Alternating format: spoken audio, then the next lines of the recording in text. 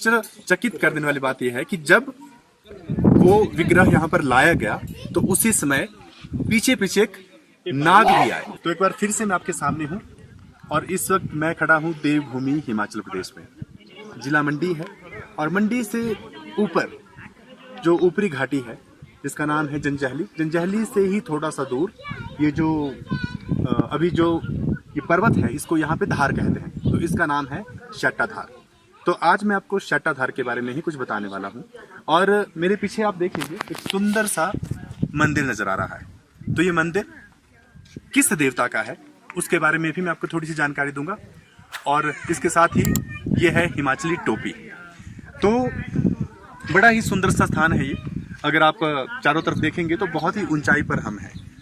चारों तरफ आपको ऊंचे ऊंचे पहाड़ नजर आएंगे और आसपास आपको लोगों की थोड़ी भीड़ भी नजर आएगी, क्योंकि जो मंदिर है प्रसिद्ध मंदिर है और दूर दूर से लोग यहाँ पर आते हैं। तो मंदिर के जो देवता हैं उनको यहाँ पर इस क्षेत्र के नाम से ही जाना जाता है। जैसे कि शट्टाधार नाम है इस स्थान का, तो देवता का नाम भी शट्टानाग है। तो ये बेसिकली नाग देवता है। आप जानते होंगे, अगर नहीं जानते तो बता देता हूँ कि हिमाचल प्रदेश में देवभूमि में यक्ष, गंधर्व, नाग, किन्नर जैसी योनियां यहाँ पर रहती हैं। योगिनियां रहती हैं, वीर रहते हैं, भैरव रहते हैं, ऋषि मुनियों की भूमि रही। तो यहाँ पर जो ये देवता है वो नाग देवता है। इनकी जो कहानी है वो संबंधित है भगवान शिव के 9 नागों से और 9 नागिनियों से। यहाँ पर यहाँ की जो लैंग्वेज है, बोली है, उसमें नाग और नागणियां कहते हैं कि उनसे जुड़ा हुआ इनका यहाँ पर ये संबंध है उनका नाग और नागणियों से। यहाँ के जो पुजारी हैं उनसे हमने थोड़ी बातचीत की। उन्होंने जो हमें जानकारी दी, उन्होंने हमें बताया कि हम इन्हें शेषनाग का अवतार भी मानते हैं। तो शुरू में जो मंदिर है देवता का, पहले बड़ा ही छोटा सा मंदिर है, लेकिन फिर लोग आते हैं जाते हैं तो व्यवस्था की थोड़ी सी कमी थी। लेकिन बाद में ये मंदिर अभी काफी, आप देखेंगे काफी बड़ा ये मंदिर बन चुका है। इस मंदिर के अगर आप दरवाजे पे जाएंगे तो आपको यहाँ पर भगवान श्री विष्णु का, भगवान शिव का, माता पार्वती का जो फोटो है वो आपको दिखेगा। यहाँ पर जो पिलर्स हैं और जो अंदर जो कार्विंग्स हैं उस पर आपको बना हुआ दिखेगा। और इसके साथ ही जो पांडव है, अर्जुन है, भीम है, युधिष्ठिर है, उनकी भी यहाँ पर आपको यहाँ पर मूर्तियां जो हैं बाहरी द्वार पर नजर आ जाएंगी, जिससे लगता है कि पांडवों का इससे संबंध कहीं ना कहीं जरूर है। और एक बड़ी ही मजेदार जो पुजारी जी ने हमें बताई यहाँ पर कि जैसे ही हम मंदिर के अंदर जाते हैं हमने देखा कि वहाँ पर 5 नागों का एक विग्रह है। तो पुजारी जी ने बताया कि ये जो विग्रह है ये किसी भक्त ने, किसी श्रद्धालु ने यहाँ पर भेंट किया है। उनकी कोई मनोकामना पूरी हो गई और वो उस 5 जो मुखों वाला जो विग्रह था वो उन्होंने यहाँ पर मंदिर को भेंट किया। अब इसमें सबसे चमत्कार वाली बात और आश्चर्यचकित कर देने वाली बात यह है कि जब वो विग्रह यहाँ पर लाया गया तो उसी समय पीछे पीछे एक नाग भी आए।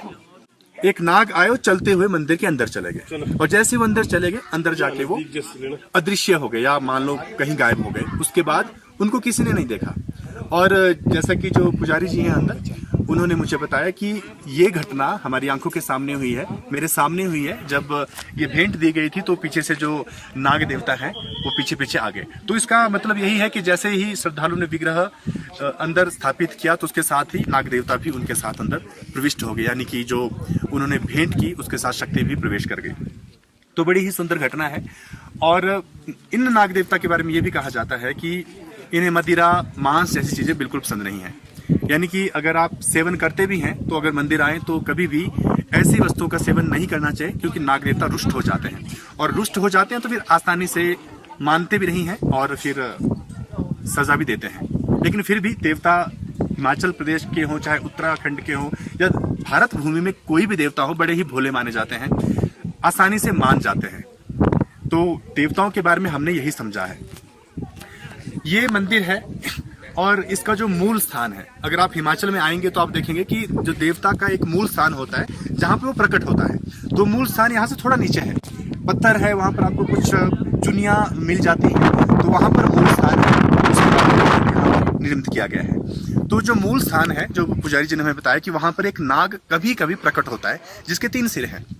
वो बड़े ही क्षण भर के लिए प्रकट होते हैं और उनकी एक झलक मात्र देखने को मिलती है। और जब वो रुष्ट कई बार देवता हो जाते हैं तो वो अपने आप को प्रकट करते हैं।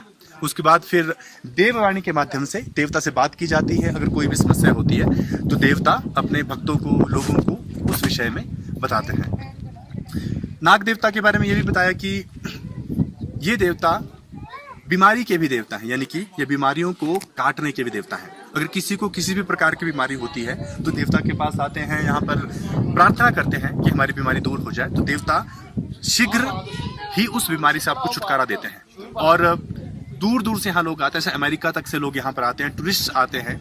और इतनी ख्याति इस मंदिर की है। मंदिर का उत्सव भी होता है, जो पुजारी जी ने मुझे जानकारी दी है कि अक्टूबर के महीने में यहाँ पर, जिसको यहाँ पर साजा कहते हैं, साजा के समय पे यहाँ पर एक बहुत ही बड़ा मेला होता है। पहले 1 दिन का होता था, अब वो 3 दिन का हो गया है। तो यहाँ पर भारी भीड़ उस वक्त लगती है और जो भी परंपरागत आयोजन होता है मंदिर का, वो भी यहाँ पर संपन्न किया जाता है। तो चारों तरफ यहाँ पर बहुत ही ठंडी हवा है, हवा का वेग काफ़ी ज़्यादा है। इस वक्त गर्मी का मौसम चल रहा है। नीचे अगर हम जाते हैं प्लेन एरिया में तो वहाँ पर काफ़ी गर्मी है, लेकिन यहाँ पर हमें ठंड लग रही है।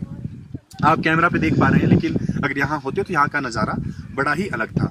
और एक और बात, मैं ये वीडियो बना रहा हूँ इसलिए नहीं बना रहा हूँ कि ब्लॉगिंग हो रही है, मंदिर देख लिया, अब लोग दूर दूर से आ रहे हैं। ठीक है, आना चाहिए, देवता के समक्ष बैठना चाहिए, क्योंकि हमारी रूट ये देवता ही है। हमारा जो जीवन है वो देवताओं से ही जुड़ा रहता है। लेकिन जब भी ऐसे मंदिरों में आए तो कुछ बातों का ध्यान रखना चाहिए। देवता इतने ऊंचे स्थान पर रहते हैं क्योंकि देवताओं को साधना करनी है, तपस्या करनी है, उनको भीड़ भाड़ वाली जगह नहीं चाहिए, इसलिए वो बड़े ही शांत से एनवायरनमेंट में रहते हैं। तो जब हम यहाँ आए तो हमारा इतना प्रयास जरूर होना चाहिए कि यहाँ एक तो उनकी उस एकांतता को भंग नहीं करना चाहिए। मांस मदिरा पीकर यहाँ बिल्कुल भी ना आए। आप स्मोकिंग करते हैं, आप जिस दिन आए हैं कम से कम उस दिन के लिए आपको ऐसा बिल्कुल नहीं करना चाहिए। वैसे तो करना ही नहीं चाहिए, लेकिन करते भी है, तब भी जब देवता के सामने आए तो उसका सम्मान जरूर करें, क्योंकि ये टूरिस्ट प्लेसेस नहीं है। मैंने पहले भी कहा, ऐसा नहीं है कि आप यहाँ आ रहे हैं या फोटो खींचने के लिए आ रहे हैं। यहाँ की जो महत्ता है, जो महत्व है, वो देवता की वजह से ही है। यहाँ जो कुछ भी है वो देवता ही है।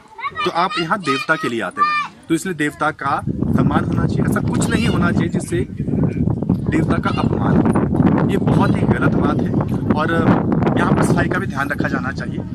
और बड़ी ही सुंदर जगह है, इसका अनुभव आप खुद ही यहाँ पर आकर कर पाएंगे। देवता बड़े ही चमत्कारी होते हैं, उनके पास बड़ा ही आध्यात्मिक बल होता है और वो अपने आध्यात्मिक बल से आपकी मनोकामनाओं को भी पूरा करते हैं। यही कारण है कि हजारों लोग यहाँ पर आते हैं।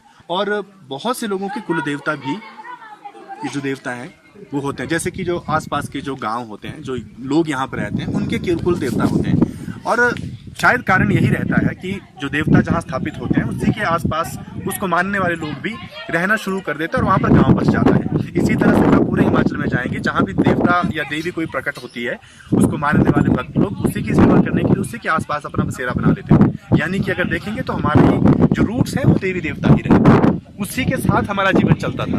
यानी कि जीवन का जो उद्देश्य था वो संपूर्णता है अपना, यानी कि जीवन का जो उद्देश्य है वो है अपनी संपूर्णता, और वो देवता के माध्यम से ही होती है।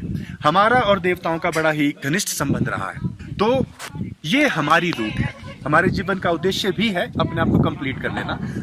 उसके साथ रोजमर्रा की चीजें हैं, उसके लिए हमको कमाना पड़ता है, बिजनेस करना पड़ता है और नौकरी करनी पड़ती है, लेकिन आधार देवता है। लेकिन अभी हम थोड़ा भूल गए, हम अर्थ में ज्यादा चले गए हैं, धर्म को भूल गए। सबसे पहले अर्थ आता है, लेकिन उसके साथ धर्म भी चलता है। तो हमें उस अर्थ प्राथमिकता नहीं है, उसका उद्देश्य है सिर्फ और सिर्फ कि आप जीवित रह सके, आप अपनी आर्थिक चीजों को पूरा कर सके, लेकिन फोकस खुद पे रहे, भगवान पे रहे, देवता पे रहे। उम्मीद करता हूँ आपको ये जानकारी अच्छी लगी होगी। जब भी आना हो तो आप खुद ही आएँ और देवता जी के दर्शन कर लें और प्रार्थना कर लें कि आपका जीवन आगे बढ़े, आपका आर्थिक विकास हो, आध्यात्मिक विकास हो, धार्मिक विकास हो, हर चीज़ आपको मिल जाए। तो अगली बार फिर मिलूंगा, तब तक के लिए अपना ख्याल रखिए। ओम नमः शिवाय।